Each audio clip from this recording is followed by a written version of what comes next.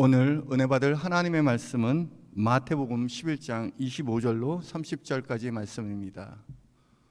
마태복음 11장 25절로 30절 말씀을 한 절씩 교독하겠습니다. 그때 예수께서 대답하여 이르시되 천지의 주제이신 아버지여, 이것을 지혜롭고 슬기 있는 자들에게는 숨기시고 어린 아이들에게는 나타내심을 감사하나이다. 내 아버지께서 모든 것을 내게 주셨으니 아버지 외에는 아들을 아는 자가 없고 아들과 또 아버지의 소원대로 계시를 받는 자 외에는 아버지를 아는 자가 없느니라.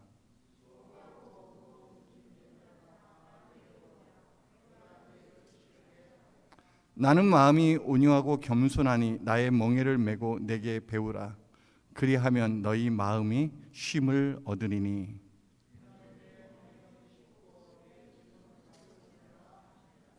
아멘.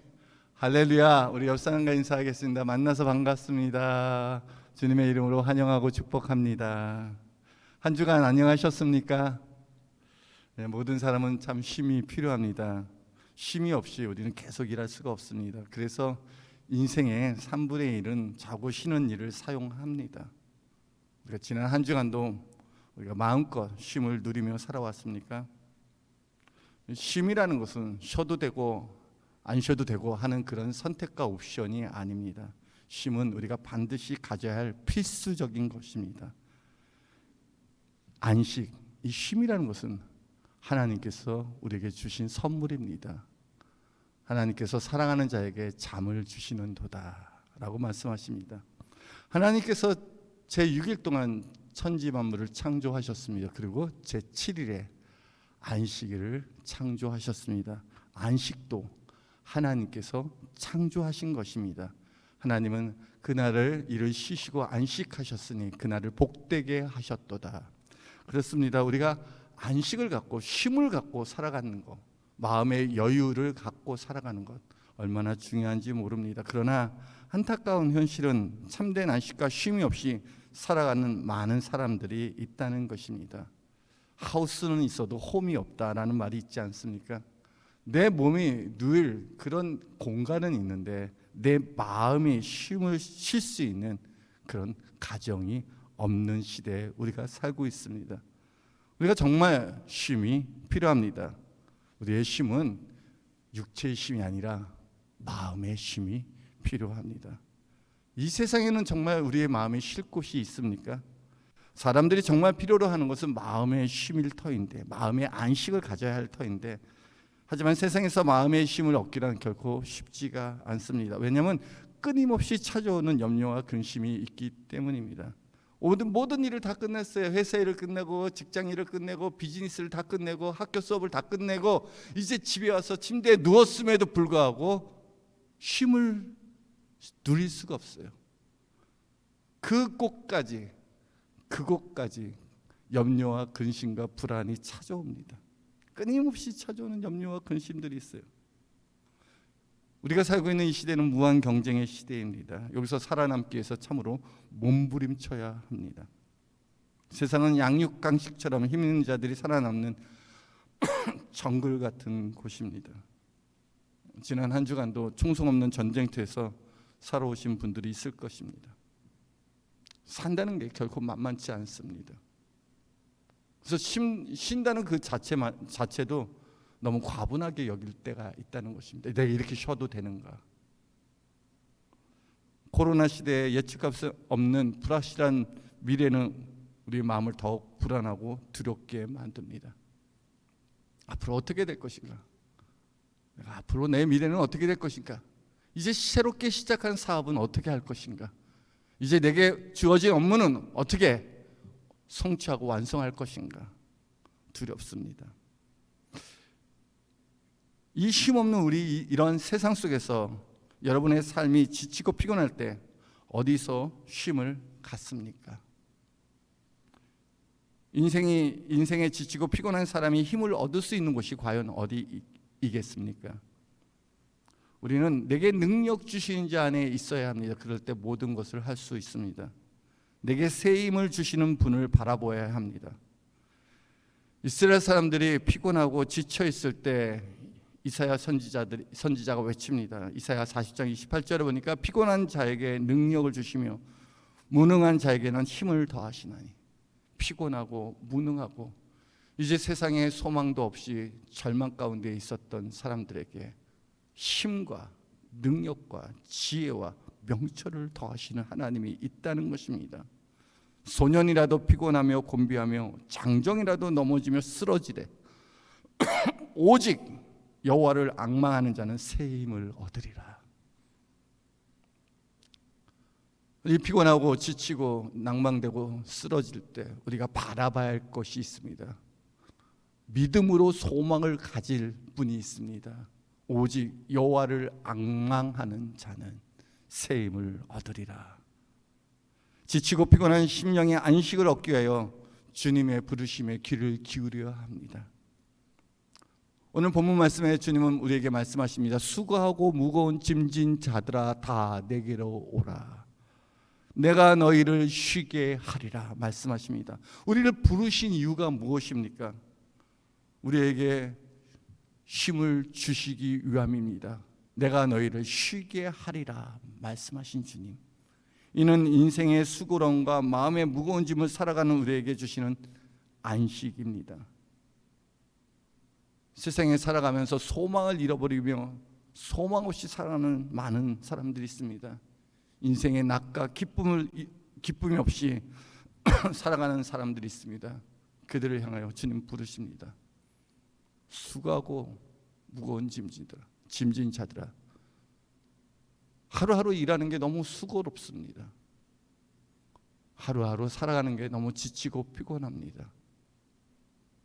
또한 마음에 커다란 부담감과 짐을 지고 살아갑니다. 내가 기대했던 것들이 하나둘씩 사라져갑니다. 인생의 낙이 사라져갑니다. 자녀들을 기대했을 때 자녀가 떠나갑니다. 내가 하는 사업이 성공하기를 바랬지만 그 사업이 내게 실망감을 가져다 줍니다. 내가 가진 직장이 나를 정말 좌절하게 만들 때도 있습니다. 공부 잘하면 성공할 줄 알았지만 또 그것도 그렇게 내 마음대로 되지 않을 때가 참 많습니다. 예수님은 우리에게 힘을 주실 수 있는 유일한 분이십니다. 그는 시험을 받아 고난을 당하셨으니 시험 받은 자를 능히 도울 수 있는 분이십니다.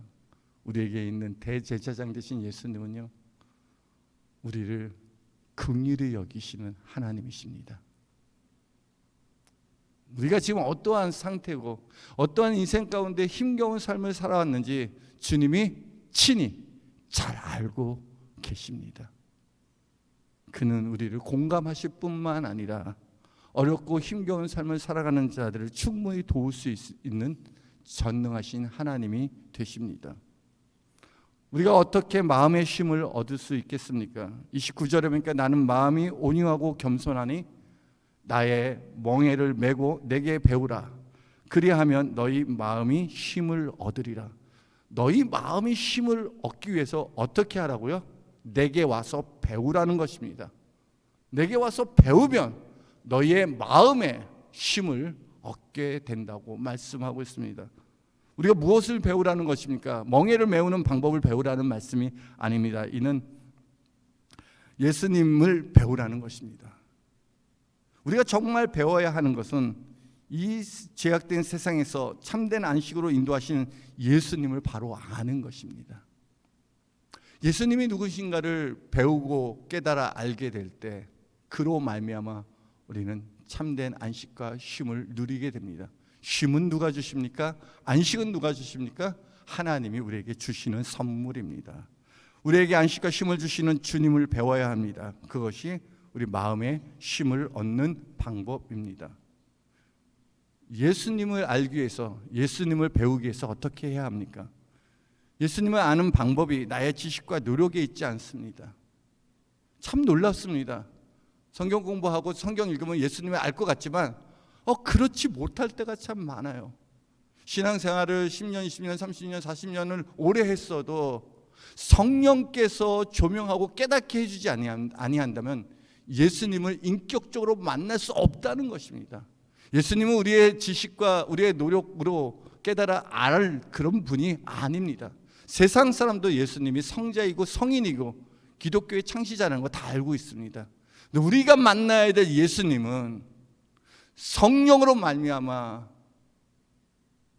우리에게 생명 되시고 우리의 구원자 되시며 우리의 주권자 되시는, 그래서 우리에게 참된 안식을 허락하시는 하나님 되신 예수님을 우리가 배워야 합니다. 그분을 만나야 합니다. 하나님께서 성령으로 깨닫게 할 때 예수님을 바로 알 수 있습니다. 예수님은 천국 복음을 전파하였습니다. 하지만 세상의 도시들은 회개하지 않고 주님을 영접하지 않았습니다. 오히려 주님을 찾고 주님의 은혜로 구원받은 자들은 어린아이 같은 심령이었습니다. 결코 자기의 힘과 능력으로 아무것도 할 수 없었던, 가난하고 병들고 소외당하고 절망 가운데 있는 자들이, 어린아이같이 주님을 의지하지 않으면 살아갈 수 없는 자들이 오히려 예수님을 만나고 영접하고 믿음으로 말미암아 구원을 얻게 되었습니다. 오늘 25절 보니까 그때 예수께서 대답하여 이르시되 천지의 주제이신 아버지여, 이것을 지혜롭고 슬기 있는 자들에게는 숨기시고 어린 아이들에게는 나타내심을 감사하나이다. 옳소이다. 이렇게 된 것이 아버지의 뜻이니이다. 예수님이 하나님의 나라의 천국 복음을 전파할 그때는 당시 유대인에는 탁월한 종교 지도자들이 있었습니다. 그때만큼 많은 종교 지도자들이 있을 시대가 없을 정도로 대제사장 율법사뿐만 아니라 서기관 바리새인 같은 경건주의자들도 많이 있었습니다. 그렇게 지식 있고 똑똑한 사람들이 예수님을 알지 못했습니다. 슬기롭고 지혜로운 자들에게는 숨기시고 어린 아이들에게 나타나심을 감사하나이다. 이것이 누가 그렇게 하신 방법입니까? 하나님의 뜻이라는 겁니다. 하나님이 그렇게 하셨다는 겁니다. 어린아이 같은 자들이 예수님을 영접합니다. 27절에 보니까 내 아버지께서 모든 것을 내게 주셨으니 아버지 외에는 아들을 아는 자가 없고 아들과 또 아버지의 소원대로 계시를 받는 자 외에는 아버지를 아는 자가 없느니라. 계시를 받은 자 외에는 하나님을 아는 자가 없습니다. 사도 바울도 우리에게 계시의 영을 주사 하나님을 알게 하여 주시옵소서라고 우리에게 간절히 기도합니다. 우리가 하나님의 성령으로 말미암아 계시의 영을 받지 아니하고서는 하나님을 알 수 없습니다. 하나님께서 어린아이 같은 자들에게 자신을 나타내어 주셨습니다. 그래서 문제는 하나님을 아는 데 있어서 우리가 가져야 될 자세, 마음가짐은 어린 아이와 같은 심령으로 살아가야 한다는 것입니다. 마태복음 18장은 예수님이 말씀하십니다. 천국에서 누가 크냐 제자들이 다툽니다. 그때 한 어린아이를 불러놓고 예수님이 말씀하십니다. 너희가 돌이켜 이 어린아이와 같지 아니하면 결코 하늘나라에 들어가지 못한다고 말씀하십니다. 이는 어린아이 같이 어떤 부족하고 연약하고 유치함을 말하는 것이 아니라 어린아이처럼 겸손함을 말씀하고 있습니다. 인생의 주도권을 부모에게 맡기고 부모가 인도한 대로 살아가는 어린아이. 저에겐 두 아들이 있습니다. 우리 아들들이 1살, 3살 때 한국을 떠나 미국을 왔습니다. 근데 아이들이 한 번도 내가 부모 없이 내 마음대로 살 거예요 라고 하지 않았습니다. 부모가 가면 그대로 같이 따라왔습니다. 내가 미국에 버지니아도 있었고 사우스캐롤라이나도 있고 알라바마도 있었습니다. 근데 옮기는 데마다 우리 아들들이, 그 어린아이들이, 아이 같은 심령의 아들들은 전적으로 부모를 의지하고 부모의 주도권 안에서 자기 인생을 맡기며 따라옵니다. 우리 아들들이 크니까 이제 부모를 떠나더라고요. 어린아이들은 인생의 주도권을 부모에게, 어린아이처럼 인생의 주도권을 부모에게 맡긴 것처럼 우리가 하나님께 맡겨야 될 것입니다. 어린아이처럼 우리가 부모님이 자기의 길을 인도하는 것처럼 우리의 삶을 하나님의 인도하심에 맡겨야 될 것입니다. 어린아이는 자기가 할 수 없음을 압니다. 그래서 늘 부모님을 의지합니다. 부모님을 의지하는 것처럼 하나님을 그렇게 의지하라는 것입니다. 어린아이는 겉과 속이 다르지 않습니다. 항상 정직하고 순전합니다. 그런 것처럼 우리가 진실하고 순결하고 순전하라는 것입니다. 그러한 마음의 상태로 주님을 믿으라는 것입니다. 자신을 낮추는 자에게 하나님의 능력으로 살아가게 하십니다. 예수님은 자신에게 와서 주님의 겸손하심을 배우기 원하십니다. 예수님은 나는 마음이 온유하고 겸손하니 내게 와서 배우라라고 말씀하십니다. 겸손은 자신을 낮추고 하나님의 은혜로 살아가는 자입니다. 인생의 주도권을 온전히 하나님께 맡긴 자입니다. 예수님께서 친히 섬김과 겸손의 본을 보여주셨습니다. 이것이 우리가 품어야 할 그리스도의 마음입니다. 우리가 주님을 배워야 되는 것 중에 하나가 바로 그의 낮아지심이라는 것입니다. 빌립보서 2장 5절은 너희가 겸손으로 허리를 동이라 라고 말씀하시면서 너희 안에 이 마음을 품으라. 곧 그리스도 예수의 마음이니.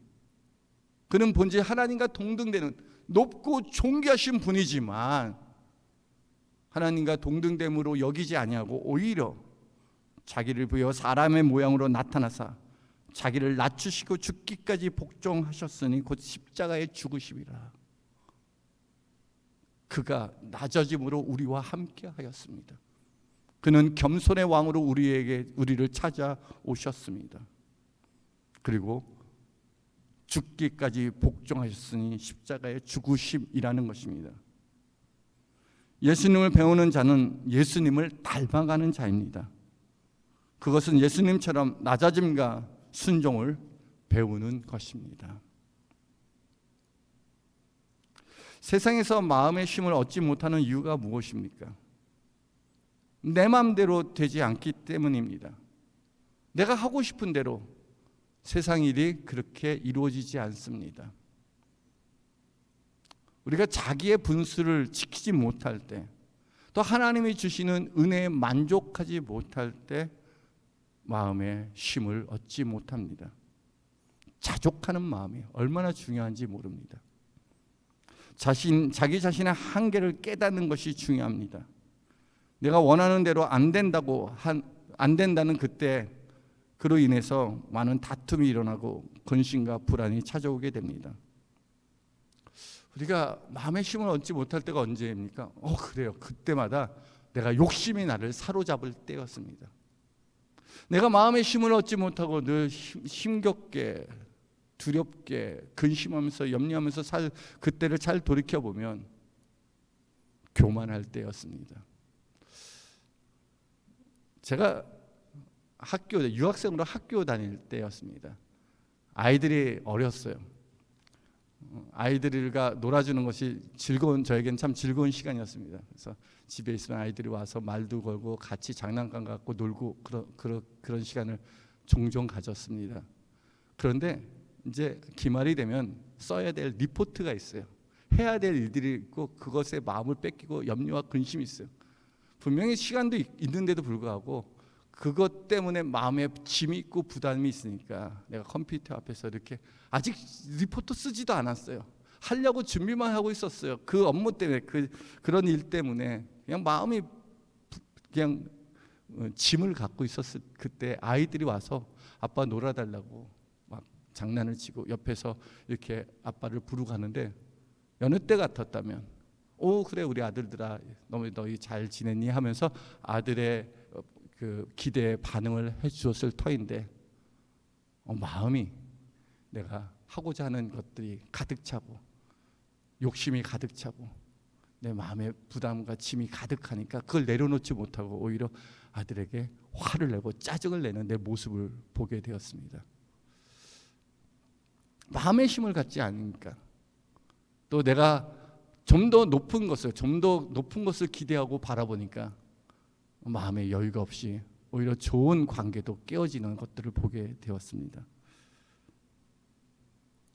우리 안에 삶의 여유를 찾고 하나님이 주신 쉼을 얻기 위해서 우리가 가져야 될 마음 자세는 엄마 품에 있는 젖된 아이와 같아야 합니다. 시편 131편은 짧은 구절로 된 시편입니다. 여호와여 내 마음이 교만하지 아니하며 내 눈이 오만하지 아니하오며 내가 큰 일과 감당하지 못할 놀라운 일을 하려고 힘쓰지 아니하나이다.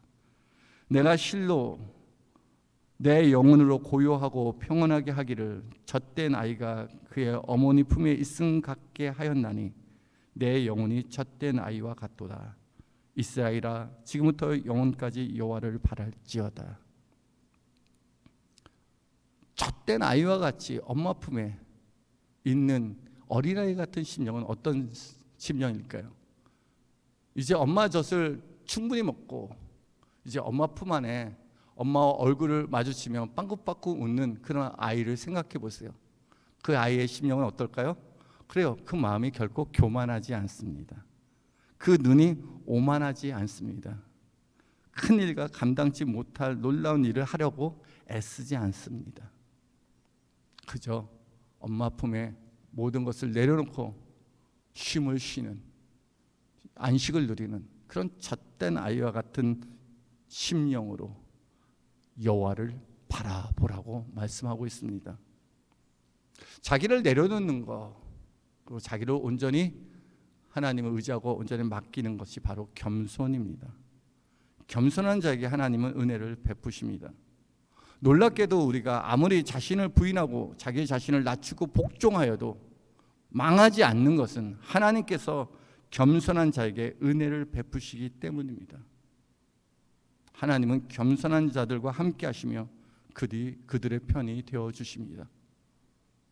자기를 낮추는 자에게 하나님, 내 힘과 능력으로 내가 하는 것이 아니라 하나님이 은혜 베풀지 아니한다면, 내 인생 가운데 하나님이 도와주지 아니하신다면 결코 내가 아무것도 할 수 없습니다. 주여 나를 긍휼히 여겨 주옵소서. 온전히 하나님께 온전히 맡기는 자들에게 하나님은 그들에게 은혜를 베풀어 주십니다. 겸손의 시작은 자기의 연약함을 인정함으로부터 시작됩니다. 겸손이라는 어원은 흑에서부터 시작합니다. 우리 겸손이 humility, humble 이렇게 사용합니다. 이는 인간 휴먼이라는 단어에서 나온 것입니다. 인간이란 휴먼이란 호모라는 그 단어의 어원은 흙, 먼지라는 의미를 갖고 있습니다. 히브리어도 같은 어원을 사용하고 있습니다. 그렇습니다. 인간은 흙과 먼지 같은 존재입니다. 우리가 아무리 잘났다고 하더라도, 아무리 대단하다고 할지라도 우리는 흙과 먼지 같은 무가치한 존재입니다. 하지만 이렇게 아무것도 아닌 이런 무가치한 존재인 우리가 존귀한 자가 되고 인간으로서 존엄성을 갖게 된 이유가 무엇입니까? 그렇습니다. 하나님이 흙으로 사람을 부으시고 그 코에 생기를 부어주셨으니 사람이 생명된지라. 하나님의 생기가 임하고 난 뒤로부터, 하나님의 것들이 내 안에 들어온 뒤로부터 우리가 살아나게 되었고 존귀한 자가 된 것입니다. 우리 인간은요, 하나님의 은혜로 말미암아 살아가는 존재입니다. 우리가 하나님이 우리 한 사람 한 사람들에게 베푸실 놀라운 은혜가 있습니다. 하나님은 겸손한 자를 때가 되면 높이십니다. 겸손한 자에게 은혜를 베푸실 뿐만 아니라 자신을 낮추고 하나님을 경외하는 자들을 높여주십니다. 베드로서 5장 6절에 보니까 그러므로 하나님의 능하신 손 아래서 겸손하라. 때가 되면 너희를 높이시리라. 하나님의 손 아래서 겸손하라는 것입니다. 자기의 분수를 알고 내가 흙으로 만들어진 존재인 것을 인정하고 전적으로 토기장이 되신 하나님의 주권 아래 자신을 내어드렸더니 때가 되니 멋진 작품으로 만들어 주십니다. 그냥 먼지와 같고 흙과 같은 존재입니다. 바람 불면 이리저리 불러나가고 땅바닥에 있으면 수많은 사람들의 발에 밟힐 뿐입니다. 그렇던 흙과 같은 존재가 토기장이 되신 하나님의 손에 맡겨지니까 그 흙을 하나님이 기뻐하고 원하는 작품으로 만드시는 겁니다. 내 인생을 내가 주도하지 않고 내 의지로, 내 고집으로, 내 목표로 살아가는 게 아니라 전적으로 하나님을 의지하고 하나님께 맡기고 믿음으로 살아가게 될 때 하나님의 때 이 겸손한 자들에게 하나님의 능력을 경험하게 합니다. 자기를 내려놓고 낮추는 겸손이 바로 하나님의 축복입니다. 하나님은 겸손한 자에게 은혜와 능력을 부어주십니다. 하나님께서는 믿음의 사람들이 자기 자신을 낮추고 겸손할 때 그들을 사용하였습니다. 하나님이 부르시는 자는 겸손한 자들이었습니다. 하나님께서 사울에게 기름을 부어서 그때가 사울은 겸손할 때였습니다. 사울이 불순종할 때 말합니다. 당신이 겸손할 때는 하나님께서 기름 부어 왕으로 세우지 아니하였습니까? 하지만 왜 이렇게 교만하고 불순종했습니까? 이러므로 당신이 하나님께 버림을 받게 되었습니다 라고 말씀하고 있습니다. 하나님은 자기를 온전히 낮추고, 하나님의 주권 아래 자기를 낮추고 하나님을 믿음으로 순종하며 따르는 자, 그를 의지하는 자들을 하나님은 겸손한 자를 들어 사용하십니다. 잠언은 겸손에 대해서 우리에게 참 많은 교훈을 주십니다. 잠언 18장 12절에 보니까 사람의 마음의 교만은 멸망의 선봉이요 겸손은 존귀의 앞잡이라고 말씀하십니다. 교만은 멸망의 선봉이지만 겸손한 자는 존귀한 대로 이끄는 길이라는 것입니다. 잠언 22장 4절도 겸손과 여호와를 경외함의 보상은 재물과 영광과 생명이라. 겸손하고 그 겸손함으로 하나님을 경외하는 자들에게 하나님이 갚아주시는데, 보상해 주시는데 재물과 영광과 생명이라고 말씀하십니다. 잠언 29장 23절에도 사람이 교만하면 낮아지게 되었고 마음이 겸손하면 영예를 얻으리라. 이는 다 하나님이 약속의 말씀들입니다. 겸손한 자에게 주시는 존귀와 재물과 영광과 생명과 영예는 누가 그렇게 만들어 주시는 겁니까? 나는 할 수 없습니다. 내 능력으로 감당할 수 없습니다. 하나님만이 하실 수 있습니다. 주여 나를 만들어 주시옵소서. 내가 온전히 주님을 신뢰하고 의지합니다. 그리고 주님의 말씀에 겸손하게 순종하며 자기를 내려놓고 겸손하게 주님을 순종했을 뿐인데, 그런데 하나님의 때에 갚아주시고 하나님의 은혜와 복을 우리에게 주십니다. 주님의 멍에를 메고 배우는 자들은 예수님을 닮아가는 자들입니다. 나는 마음이 온유하고 겸손하니 나의 멍에를 메고 내게 배우라 말씀하십니다. 그러면 너희 마음에 쉼을 얻으리라 말씀하고 있습니다. 마음이 온유하고 겸손하신 주님을 따르는 제자들은 주님처럼 자기를 부인하고 자기 십자가를 지고 주님을 쫓아가는 자들입니다. 예수님께서 자기를 겸손하게 낮추시고 죽기까지 복종하셨을 때 하나님께서 예수님을 지극히 높여 모든 이름 위에 뛰어난 이름을 주십니다.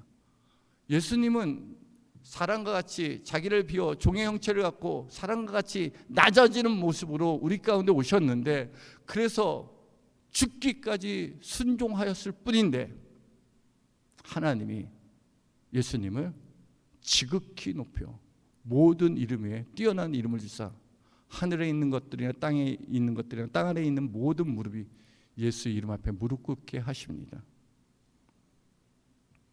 우리도 주님과 함께 하나님의 나라의 거룩과 영광의 잔치에 초청받은 그리스도인입니다.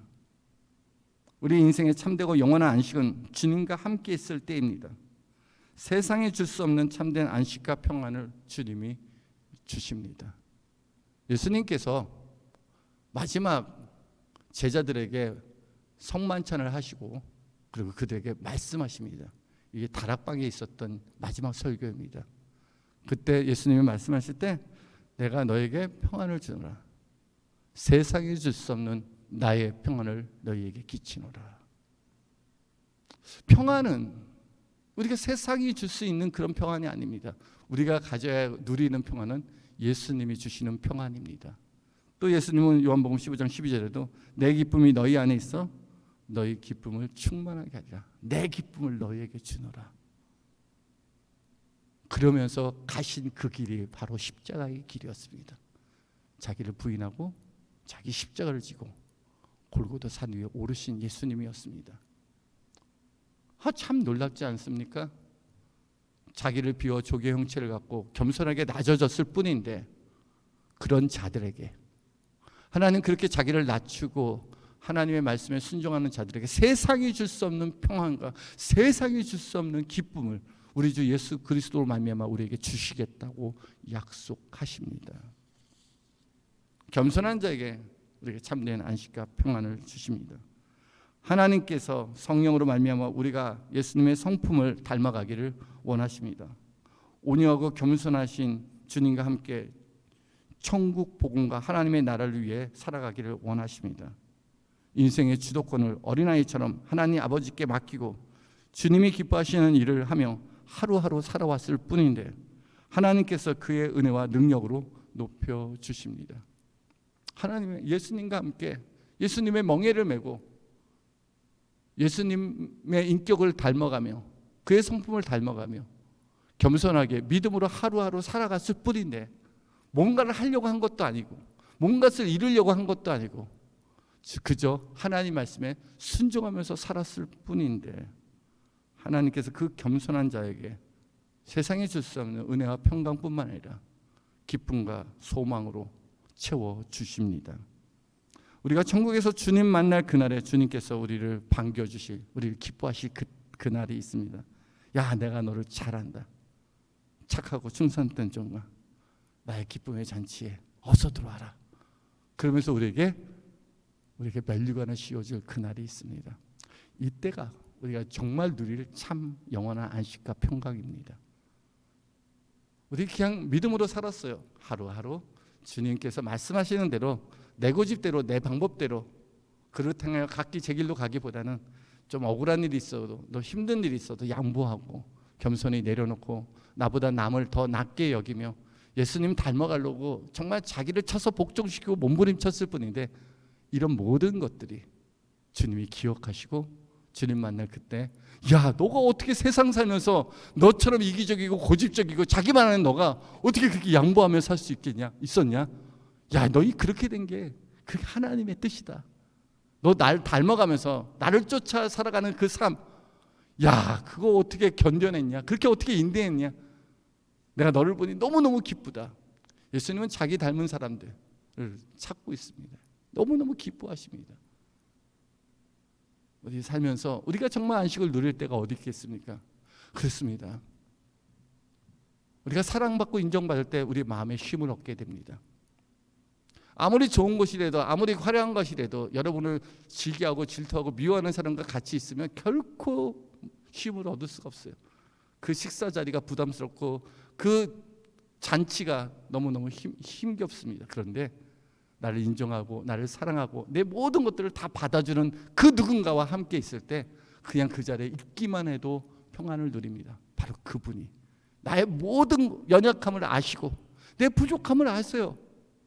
그런데 내가 그래도 주님 따라가려고 자기를 내려놓고 믿음으로 순종하며 주님 따라가려고 몸부림쳤을 뿐인데 그것을 인정해 주시는 주님이 살아계신 하나님이십니다. 너 수고했다. 너 세상 가운데 참 수고했다. 주님이 함께하는 자들이 그 마음에 참된 안식과 평안을 누리게 됩니다. 사랑하는 성도 여러분, 우리가 겸손한 마음으로 자기를 낮추고 주님의 은혜와 능력을 붙들며 살아가는 자들이 이 세상 가운데서 천국의 평안을 누리며 살아가는 자들입니다. 그리고 주님 만날 그날에 주님이 기뻐하시며 우리에게 주실 영원한 안식이 있음을 믿고 여러분 주님의 겸손함을 배우며 주와 동행하는 저와 여러분 되기를 주님의 이름으로 축복합니다. 우리 함께 기도하기 원합니다. 하나님, 내가 살아가면서 주님 의지하기보다는 내 힘과 내 능력으로 말미암아 살려고 몸부림칠 때가 참 많았습니다. 무언가를 내려놓고 주님께 맡기는 것이 참 두려웠습니다. 자기를 내려놓고 자기를 맡기면 꼭 망하는 것 같고 내가 다 잃어버리는 것 같고 빼앗기는 것 같이 두려웠습니다. 그래서 좀 더 남들보다 경쟁해서 이기려고 움켜쥐고 욕심부리며 때로는 화도 내고 미워하고 시기하며 살아갈 때도 참 많았습니다. 그러나 하나님 아버지, 오늘 주님의 성령으로 말미암아 우리가 주님을 닮아가기를 원합니다. 내 욕심대로 이끌린 옛 자아를 주님과 함께 십자가 못 박아버리기를 원합니다.